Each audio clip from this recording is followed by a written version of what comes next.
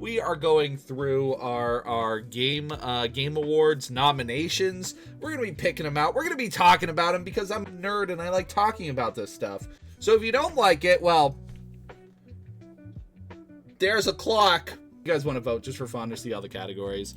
Oops, I didn't mean to do that. I meant to start voting. But we are saving Game of the Year for last because it's more fun that way.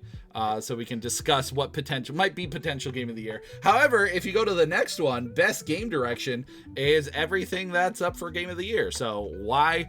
That's a question to me. Like, and I was talking. That's a question to me. Let's reverse that. That's a question I have. Is why are there so many categories that just like copy and paste the same list? It doesn't even happen for just Game Awards. It happens for everything. It's like there's like 8 awards that's like, hey, you did the best film, but here's 9 other potential like nominations. Is it like so like they can get an award for each one? Like, I don't know. I don't understand. Because I feel like there were other games that had better game direction. Do I have examples? No. But I feel like as far as just game direction, I feel like there's plenty of options. I mean, one that keeps popping up that I wish that people are saying got snubbed, and I think it should have been on the list, is Stellar Blade. For just various ones. It doesn't even have to be Game of the Year, because I think this is a good list. Although we will discuss a specific outlier here when we get to the Game of the Year, but for now, this is what they're giving to us. I think the variety's pretty nice. Variety sucks, that's why. Astro Bot. I mean, you guys, we all played it. Not we all played it, but we either saw it, we played it. It's incredible. Incredible. Balatro. I actually played this today for the first time. I did a quick little run through. I mean, it's good. It's really good. I don't think it's like Game of the Year worthy.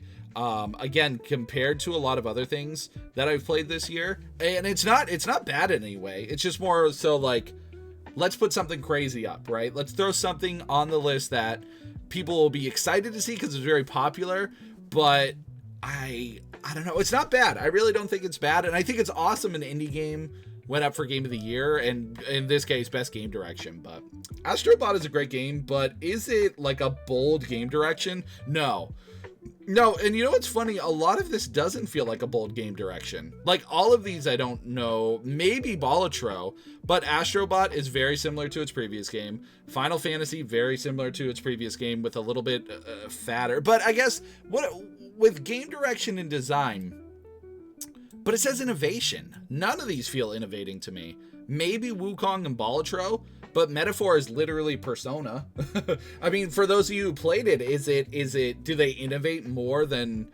Is it enough for it to be considered like creative vision and innovation in game direction? I don't know.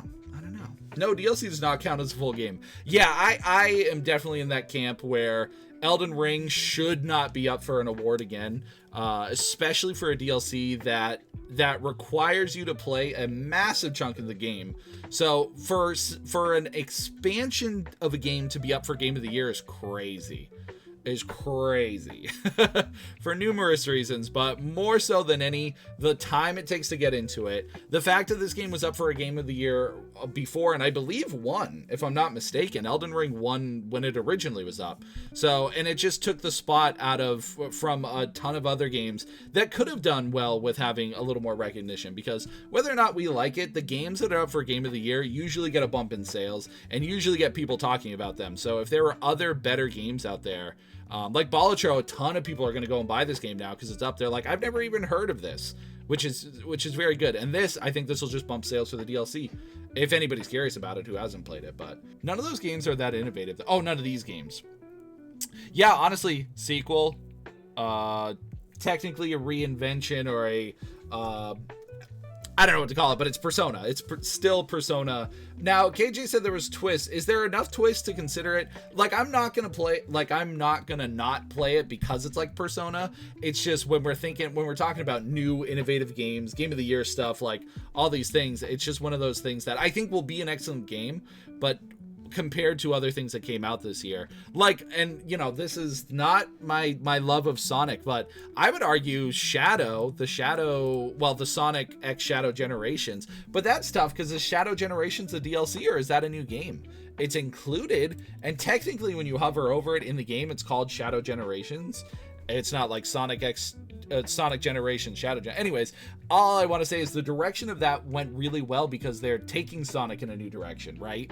They're innovating on the Sonic formula and making Shadow play differently. Like, that feels like creative vision and innovative in game direction. Like, that feels more applicable to this because it was reinventing Sonic, or at least changing it.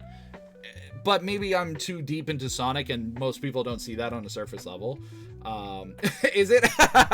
Maybe it is. It just feels innovative in the sense, but I don't know. Maybe it is. But all of this stuff doesn't feel. Balatro and Astrobot. But again, Astrobot's very similar to the last one, so that's my big problem with Rebirth, and I still haven't finished it. It's just so much game. And, you know, you could argue that having a really big game is good because you're getting your value for your money. But good Lord, does it as Peter says, it insists upon itself. It's something that just keeps giving and giving and giving you. And you're like so full. You're like, I just want to finish the story. And they're like, here is another 20 hours of side quests. Take it. And you could say, oh, I don't have to do these side quests. But you're not playing the game correctly if you're not doing the side quests. That is the Final Fantasy VII Rebirth experience, is doing it all. Whether or not you think it is, that's how you actually enjoy that. That's how you experience it, which enjoyment versus experience, that's another conversation. But yeah, this is bloated. So all that to say, I'd have to give it to Astrobot because it's the only one that I feel like, because it didn't, it's a great example of what the industry should do and where it should go as far as their game creation. Balatro is also very good, or Balatro, I assume I'm saying it right.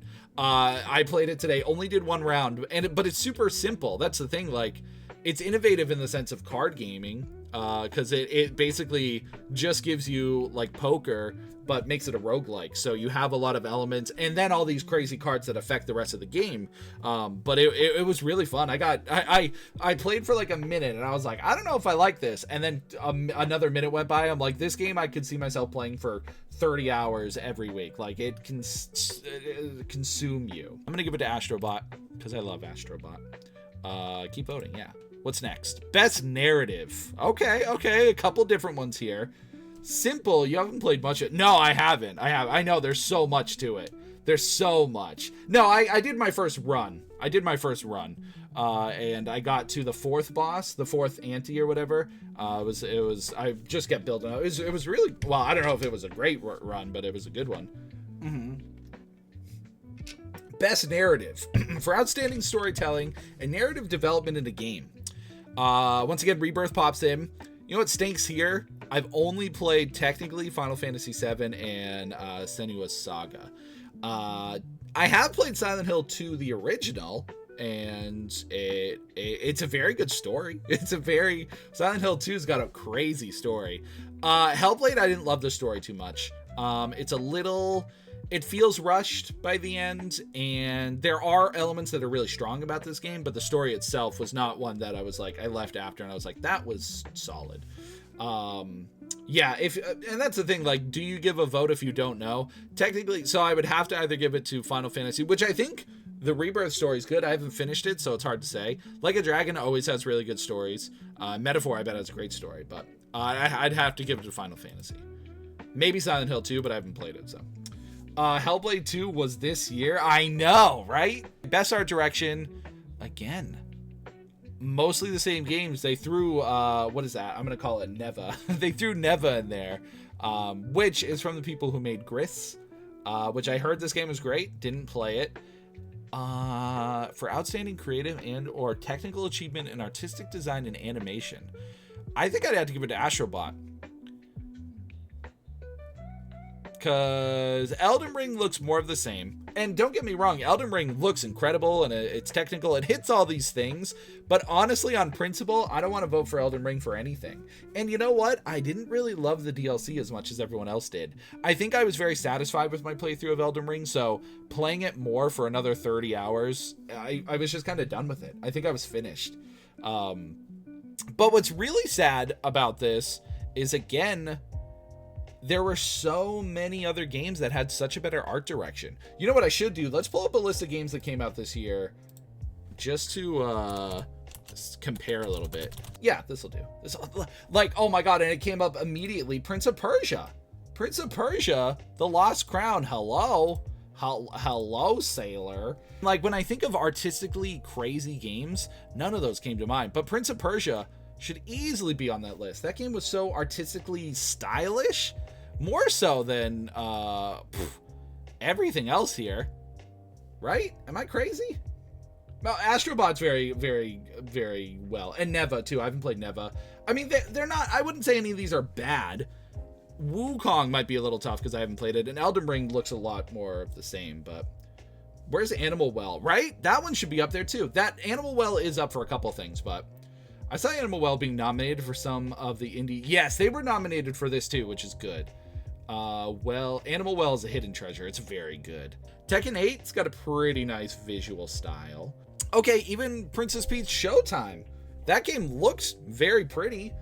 And visually, maybe it's up for other awards, but let's see. Look, Tim's favorite game, Splatoon. Yay! Splatoon. Alone in the Dark was bad. Horizon. Oh, on PC. I was like, that wasn't this year. Princess Peach Showtime. Dragon's Dogma 2 was really cool. Rise of the Ronin. I wish that was up for stuff. That game was fun. South Park Snow Day. Oh, the Queen. Oh, Zao was good. Tales of Ken Zera. That one was really cool. Hi-Fi Rush. That was last year though, right? No game should be considered too niche for a game award. Agreed.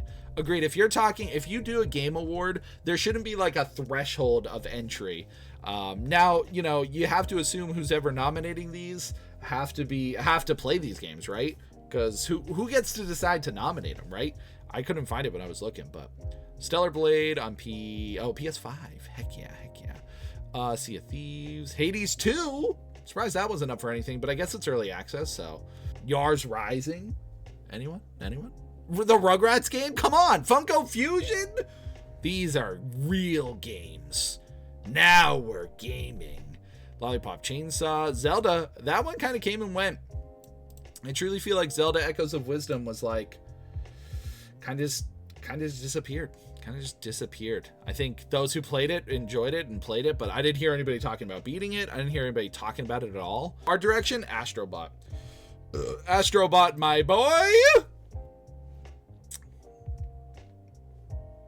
Best score of music. Just on principle, if Stellar Blade pops up, I'm always going to vote for it. Spoiler, this is my game of the year. Unless I play something that really wows me, this game was everything I wanted in my life. So disregarding everything else, Stellar Blade wins. Although Stellar Blade does have a really good soundtrack. It's got vocal tracks, it's got background music, like all the type of music you expect from one of these action games. Final Fantasy music is always fantastic, so I wouldn't be surprised if that wins. Astrobot's music was awesome. Yeah, the music all around's good. Silent Hill 2 I can't speak for, but the original is great music, so I assume if they remastered them, but I see what you mean by no variety. Yeah, it is. It's stellar. This is like one of the few different games we've seen. It gets better as we get to different categories, but Concord should have won all the awards. It should have. They should rename it the Concord of the Year Awards. I know. Sonic Adventure 3, dude, if that gets announced, I'll blow up. I bet this has a good soundtrack, but I gotta give it to Stellar Blade because I just want it to win something, and I think it's up for other categories. But audio design, Black Ops 6 is up. I got hair in my mouth. I'm actually gonna give this one to Hellblade 2. This game, very much like the first one, is so immersive when you put on a pair of headphones because it's got that 3D audio, so they're like talking behind you, they're talking like in front of you, and they do it so well, and it's constantly because the main character has a bunch of voices in her head that's like kind of her different personalities, but also just like her thoughts being split into different ways, I guess. But yeah, it's so good. I will say Black Ops 6 has some really good audio. I've been playing the multiplayer a ton.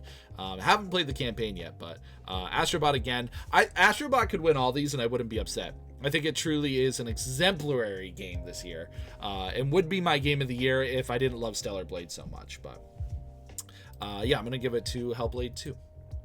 Hellblade 2. Best performance awarded to an individual for voiceover acting, motion, and or performance capture. We have Brianna White for Final Fantasy Rebirth, which I believe she is Aerith, I want to say. I don't think she's Tifa, but we have Hannah Tell with Life is Strange Double Exposure, which, who does she play? Max? She's Max Caulfield. And then we have Humberly Gonzalez. Humberly. Haven't heard that name before. Star Wars Outlaws, Luke Roberts for Silent Hill 2, and Melina Juergens from Senua's Saga, Hellblade 2. Oh, okay, she is Aerith. That makes sense. Who would I give this to? Who would I give this to? I'm torn between Aerith and Senua. I haven't played the new Life is Strange, so I'm far behind on that. And Star Wars Outlaws, I'm like, well, I'll get to it. I think I'm going to give it to Brianna. Because Aerith is so good in Final Fantasy. Like, the way she's depicted now is how people imagined her being depicted back in the days of Final Fantasy VII. But obviously she's like, you know, more character and more, I don't know, there's just so much more. Because, again, back in the day, you didn't get voices or anything like that. So I think she just perfectly captured her. Yeah. Yo, Prince of Persia, baby! Okay, see? Variety is coming out, but it's coming out in accessibility, which, I mean, sure. But it's funny that, like, we see, like, this is a variety of games I would expect to see, like, for Game of the Year. Although Veilguard, I heard, wasn't good. I didn't like Diablo 4 at all, and I really like Diablo 3. Black Ops 6. Recognize the software and or hardware that is pushing the medium forward by adding features, technology, and content, help gamers be played and games be played and enjoyed by even a wider audience. Well, I'm glad these all have really good accessibility. I haven't played or didn't touch the accessibility in any of these. Black Ops has a crazy, when you first start the game, it's like 8 pages of like, do you want this? Do you want that? But I'm going to give it to Prince of Persia because I wanted to just win something. Just something. Games for Impact. For a thought-provoking game with a pro-social meaning or message. So this is where a lot of the indies get relegated to, which is not a bad thing. Impact's important. Closer the Distance. Heard of it, haven't played it. Indika. Also heard of this. Heard this one's really good. Didn't get around to it. Neva, didn't play. Life is Strange Double Exposure, didn't play. Hellblade 2 I played, and Zao I played. Out of these two, I actually think I might have liked Zao a little bit better. I think I liked the story more. The Metroidvania style was fun, if not very simple, compared to other Metroidvanias. I believe I'd probably vote for this one if I'd played it, because looking at it looked really good. But I think I had to give it to Zao. It'd be really cool if he won. Games for Impact. Penny's Big Breakaway for all the impacts when I smacked into walls. Oh, Penny. Best Ongoing. Okay, here's Best Ongoing's weird because it's just like, remember these games that were up for the awards last year and the year before and the year before that? Well, let's keep them going because it's the same list. All they added this year was Helldivers 2 and Diablo, but I think the year before was like Diablo 3, right? I gotta give it to a wonderful game for outstanding development of ongoing content that evolves the player experience over time. The thing with Helldivers 2 is it had a crazy turn from all the people playing it. They were updating it incredibly. They were making weapons stronger. They were like tweaking it perfectly. It was a great like people versus the developers in a good way. And it had a unique system where there was like a game master and he was controlling how everything worked. However, they had that huge twist where they completely like changed the game, and then they required everyone to have a PlayStation account even if you owned it on PC. And so there was a big change of people liking the game onto hating it. People refuse to play it. They have since gone back and fixed it, and now the weapons work better, and I still don't know if they fixed the PlayStation thing though. So I would give it to it because I really enjoyed it this year, but because of that huge controversy, I don't think it deserves it because they didn't listen to the people. They didn't listen to the people when they first were not for it. keep in mind, most people don't have right, exactly. And that's the other thing. Some people in some countries couldn't even play it because you couldn't play PlayStation, or you couldn't have a PSN account in that country. But you could play it if you had a Steam account, right? So I don't think it deserves it. I'm gonna have to give it to Fortnite because that's the only one that I played this year that is still ongoing, doing well. So kind of the same list for community support. How on God's green earth is No Man's Sky here? This is like the 12th year in a row. And this game, it's insane. It's insane. This is still getting updates? It's crazy. It's crazy. For the outstanding community support, transparency, and responsiveness, inclusive of social media activity and game updates patches. The only one I'd really give it to is Fortnite. Baldur's Gate 3, what updates have they done for that? Larian has been good with support, in my opinion. I mean, I'll vote for it. I don't know. Fallout 76, where's the updates for that? Helldivers 2 will get my vote for something later, I think, but it's not going to get anything right now. I'll give it to Fortnite. Fortnite gets it again. It's the only one I played. I got to stick true to my laurels. Okay, best independent game. For outstanding creative and technical achievement in a game made outside of the traditional publisher system. Animal Well, Balatro, Lorelei and the Laser Eyes. I don't even think I know of this game. The name's very familiar, but I don't recognize this at all. Neva, and I'm so stoked UFO 50 made it on the list. It's a hard choice here. It's a hard choice because Balatro, again, that one run through I did was really good. So I wouldn't be upset if this won. Animal Well, I think, should get it, probably out of all of these, because this game was so cool and unique, and it's such a great callback to classic games and just secrets. Like, this game does not want you to use the internet, or like, it wants you to discover it. It wants you to suffer through discovery, or discover through suffering. It's very cool. It's very, very cool. However, I think I got to give it to UFO 50. Yeah, I think the thing with UFO 50 is, and I haven't even played half the games, but just, it is such a great collaborative effort between indie developers, and it's such a great example of just indie development currently. Granted, it's a lot of retro game, and a lot of indie games are retro inspired, but I mean, you can't beat the value, you can't beat how creative all these games are, and you can't beat that there's 50 completely different games all wrapped up in one bundle. So I wouldn't be upset with Animal Well, but my vote's going to go to UFO 50, and I've only played like 8 games in the collection. Best debut indie game.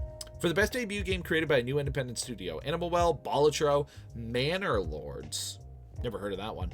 Pacific Drive. I think I heard of this, but I never got around to it. And Plucky Squire. I'm going to have to give it to Animal Well because it just barely lost on best indie game, but they found a way to get me to vote for it. Everything I said still stays because it is, especially for their first indie game. Holy crap. Holy crap. I know, and Plucky Squire I haven't played. I did hear mixed things about it, though. I heard that visually it's incredible, but the game gets kind of repetitive. I don't know, though. I haven't played it. I blame dude, don't go to Japan. Don't go to Japan, and you won't miss out on the games. But yeah, if you haven't tried Animal Well, it's a good one. That gets my vote. But Plucky Squire, I bet, is good. If I get to it, I will certainly enjoy it. Best mobile game? All right. I'm a bit biased. I've put 130 hours into Zenless Zone Zero, so it has to get my vote automatically. I have been really having a really good time with the Pokemon trading card game. The only thing with this is I feel like the content is lacking. Maybe not lacking, but it needs like a quicker turnaround for the cards. It needs a quicker or just more things available, because generally my gameplay the first week or week and a half or 2 weeks, however long it's been out, it's been fantastic. It's been incredible, but it kind of slows down. It very much slows down. Did you play ZZZ on mobile? But this is the only time I can vote for it. I think it's the only time I can vote for it. Susie is killing it in Pokemon. I've been having a great time. It's a great app. I think it's great. It just needs more content. I think it just needs a better content playing. Granted, we've had events and stuff like that. Also, I haven't played AFK. Haven't played Wuthering Waves. Ebolatro's cool, but I gotta give it... You got me there, Susie. I didn't play it on mobile, but we're just gonna pretend I did. I think Pokemon's gonna win, though. It's Pokemon. It's Pokemon. Best VR/AR for the best game experience playable in virtual or augmented reality, irrespective of platform. What did I miss in chat? Anything? Pluggy Squire had a lot of pre-release hype and then no one cared. Yeah, it kind of just fell off, right? Okay. Arizona Sunshine Remake, Asgard's Wrath 2, Batman Arkham Shadow, Metal Hellsinger VR, Metro Awakening. Now, I haven't played any of these, and I'm kind of upset because the Batman one I bet's awesome. I really love the Metro series. Asgard's Wrath always looks good. We saw the trailers like 100 times last year. The original Arizona Sunshine's a very good VR game. And I saved the best for last because Metal Hellsinger was my game of the year 2 years ago. I loved this game. I loved how different it was. I loved that it was a rhythm game that's a Doom shooter. Like, you're mixing Doom and a rhythm game in this crazy world. Music's blasting in your ears as you're killing guys. It's such a good game. So in VR, it must be next level. I honestly didn't even know this existed, to be honest. And I'm very excited it does. And I'm going to let my bias sneak through a little bit. Because this was my game of the year 2-3 years ago, whenever it originally came out. Hellsinger VR, I wonder how it works. I assume it works like the game does, because there's like a Doom VR game. There's a lot of shooters. So I assume each controller is a gun, right? Because you usually dual wield. You have 2 pistols or like a shotgun or things like that. So I bet you have to just shoot in rhythm. So I'd probably be dancing the whole time. I doubt it'd be on rails. That would be, I don't know how that would work. But the game's complicated. So yeah, Metal.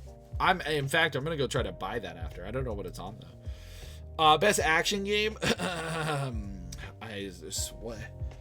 This spoiler alert is my game of the year. I said it already, but so it'll get my vote no matter what. But Wukong, I bet's really good. Again, I gotta play it. Black Ops 6, excellent. One of the more recent Call of Duties that I've enjoyed. I do like the campaigns in all of them, but not enough to be best action game. Helldivers 2, very good gameplay. Very solid, fun game.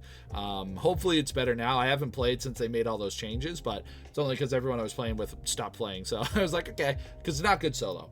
And Warhammer's really fun. Warhammer, what's cool about this one is it feels very much like a 360 PS3 game in the best way possible, though.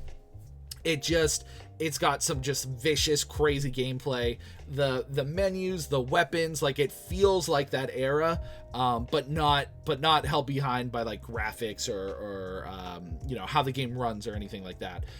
It's like the best of the best, like a Gears of War or things. They did really good. But yeah, Stellar Blade, I mean, it's incredible. It's essentially near Automata, but with a hot lady who has great physics, great outfits, but there's also a very strong story there. Very cool. Music's great. Combat's fluid and fast and destructive. Eep! Warhammer is on consoles. Yep, I have it on Xbox. I've been playing it on Xbox Series S because I didn't get the X because I'm cheap. I'm a cheap guy. But yeah, Stellar Blade, delicious. Delicious. I recommend everybody get that game. I can't talk about how good it is enough. It's so good. It's so good. Yeah, I recommend Warhammer for sure. Check that out too. Best action. Best action/adventure. For the best action/adventure game combining combat and traversal and puzzle solving. Oh, this is gross. Only because it's between these two. Didn't play Star Wars Outlaw. I bet Zelda's really good, but I don't know if it fits for action. It fits for adventure. I don't think it fits for action. And Silent Hill, same thing. I'm surprised they don't have a horror category, actually. Astrobot's combat is very simple. The puzzle's fun. Traversal's very fun. It's got to be Prince of Persia, though. Mm-hmm. As someone who loves Metroidvanias and just wants this game to do well, Prince of Persia, they deserve it. I hope they get it. That would be so sick. Best RPG. Okay, a lot of the same people from before. For best game design with rich player character customization and progression, including massively multiplayer experiences. I don't know if this hits any of that. I wish I played Dragon's Dogma 2 more, because what I played was really fun. That was such a fun stream, at least for me. I don't know how everybody else felt about it, but that introduction was like honestly one of my better experiences this year. Just that, like, those 5 hours I played, it just, everything went wrong. Like a Dragon, I know. I wish I was caught up with these, because I bet this one's a good one. But I think, and this might be kind of crazy, I think based, and I hope, I mean, I don't think it'll win compared to its competition, but honestly, that experience I had in Dragon's Dogma was better than most of what I had here. Although Elden Ring was really good. It wasn't my favorite. Like, I think I was just good with Elden Ring before the DLC, so when I was playing it, I was like, okay. And Final Fantasy is great. I just didn't finish it, and I think it deserves it too, but I'm gonna give it a Dragon's Dogma, because I really liked what I did. Ooh, this one might be the hardest choice for me. For the best fighting game, for the best game design, primarily around head-to-head combat. So I'm torn between Tekken 8, of course, Marvel vs. Capcom Fighting Collection, and Dragon Ball Sparking Zero. I didn't play Grand Blue, and Multiverses, I'll be honest, not that great. They need to work on that a lot. Tekken 8 was incredible and very good, visually amazing. Everything about Tekken 8 was so good.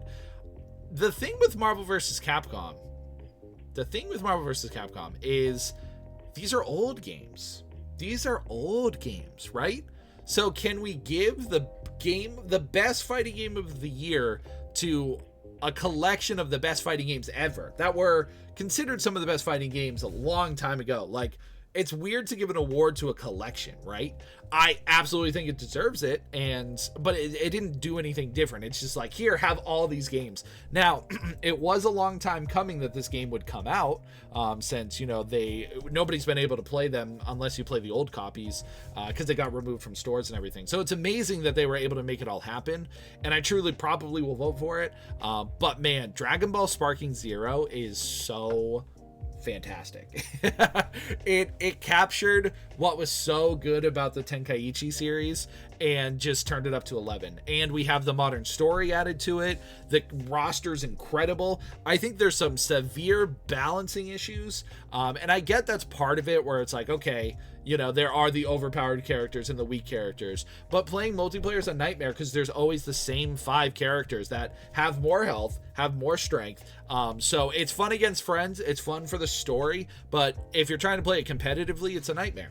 They need to at least update it to have a balance mode, or to adjust your health, or make it equal. They need an equalizer mode, because when you're playing and there's just the advantages, it just completely skews the game one way. Is Multiverses any good? I never tried it. The thing about Multiverses is they really are trying to make it so different from Smash and like unique that it just falls flat. And they took it off the store to fix it. It's way worse than it was before.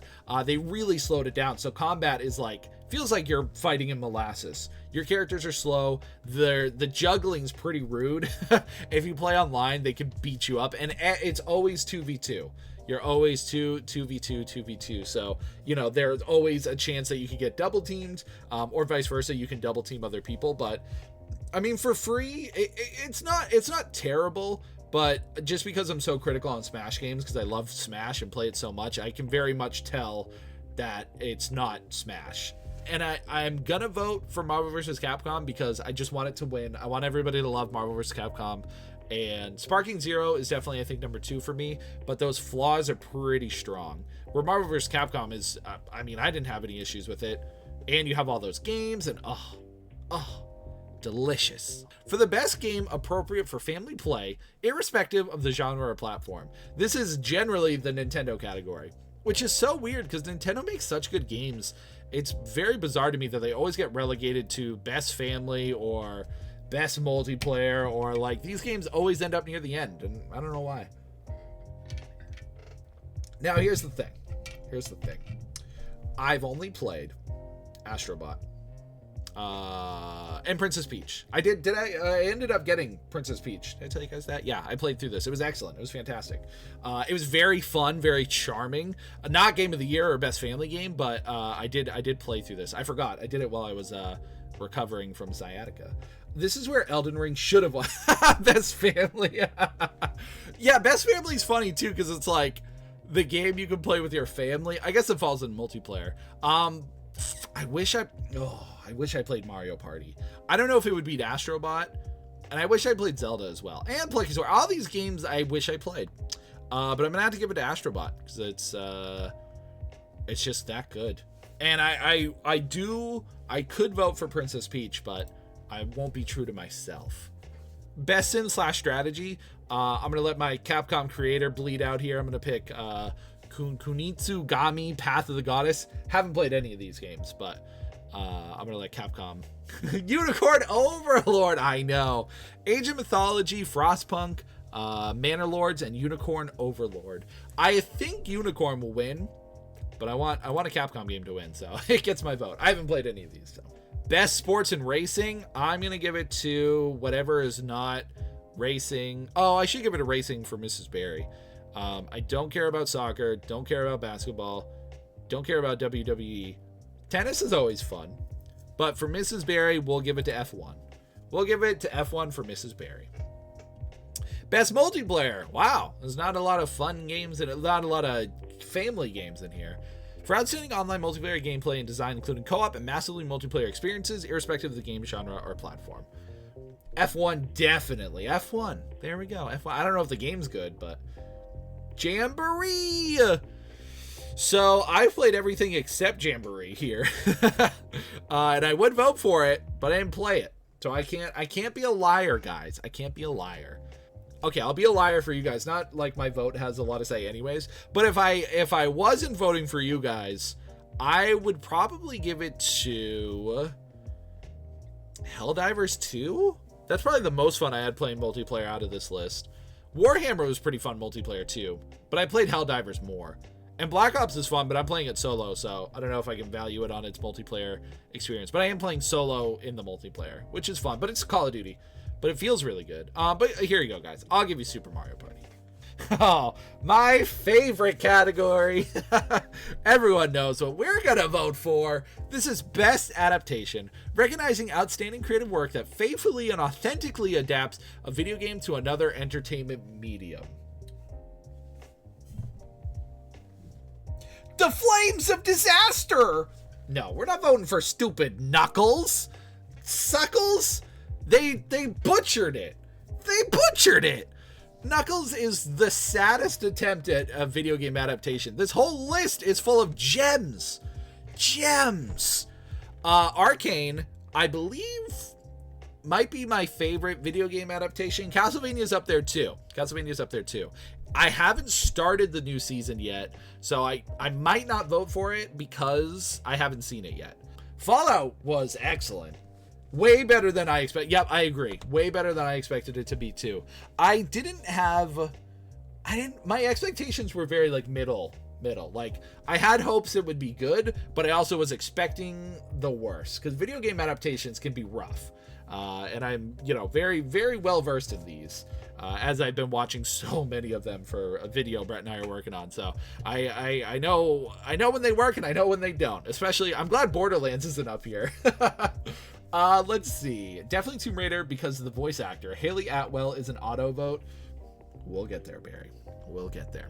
But yes, Fallout, they did a great job. I like the multi-stories it was telling. It very much captured the Fallout feel with it being like gross and violent and adult mixed with a lot of humor. It was a great adaptation. Knuckles, we already talked about. Terrible. If Knuckles wins, what should I challenge you guys? If Knuckles wins, I'll eat the 4th spicy nut next time we hang out with Nick. I'm betting the death nut. I'm betting the death nut that if Knuckles wins, we'll eat the 4th spicy nut. Okay? Like a Dragon Yakuza, I've only seen... Did we watch... I think just the first episode. But it was cool. It was a cool adaptation. I don't have much to say on it because I've only seen one episode. But what I did see was neat. I'm not going to vote for it because Tomb Raider, The Legend of Lara Croft, is incredible. I think it's a sleeper hit. A lot of people were giving it crap, not giving it its due diligence, its justice.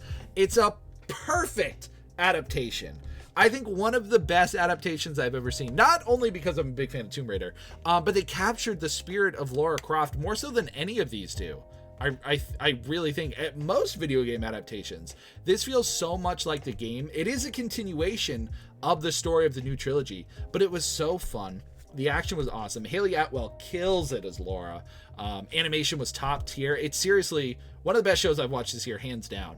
Arcane, I think, will get it, but my vote goes to Tomb Raider because, good lord, they did it so well. They did it such good justice. Most anticipated game. Recognizing an announced game that will demonstrably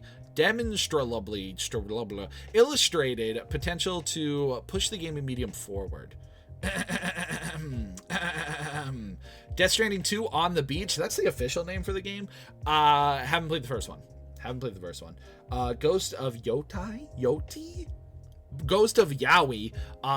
This is gonna be great. I love Ghost of Tsushima. Fantastic that they're making a sequel. Grand Theft Auto 6, probably the most anticipated game ever, next to Half-Life 3. Half-Life 3 may be the only other one that's more anticipated. Not that it'll ever come out, but Metroid Prime 4